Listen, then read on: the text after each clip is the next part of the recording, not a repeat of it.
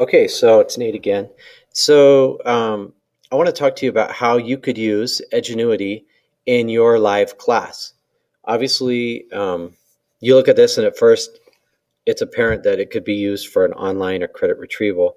But as we mentioned in our conversation today, this can also be a super awesome resource for teachers who have a live class.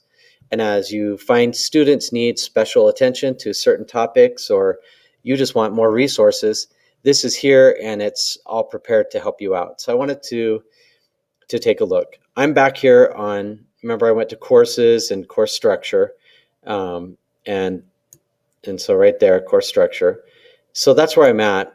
And before we had talked about going through and seeing what all the topics were. Let's say we had a kid and you noticed they were super confused about, uh, I don't know, radian measure.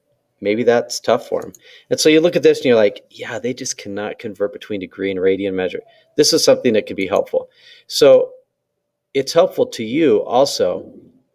If you look in here, there are lots of exercises and resources that are available to you.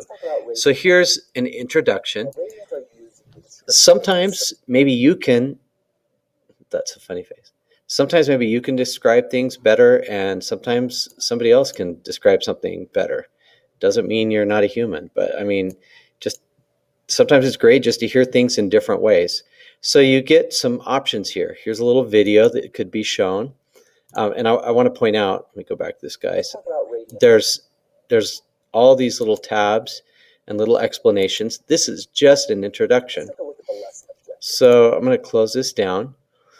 Also, there's the instruction area, which has live instruction about, I'm going to pause him, about what's going on. And you can see we have 12 different areas here, all with graphs, sample questions, videos of explanation, things like that.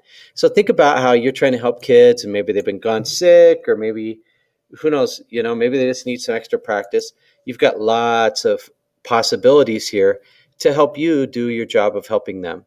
There's a summary, which is like a review, and then there's an assignment. And of course, all these things here are available to you. So if you're looking through and you're like, these are really great, obviously these have the answers because it's the teacher thing. But let's say let me find something like I find a graph I really like. Sorry, calendar's popping up all the time. So I'm going through here. I'm like, you know what? I'd really like to use that. I'm just going to right click on here. Boom, I can save that image and I could put it on a document or something like that.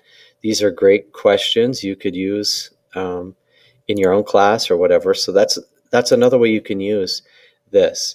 You can come in here, you can pick out resources and use them in your class just to kind of give you that extra set of resources and maybe give another view of the same things that you're teaching so students get a couple different versions of an explanation or something.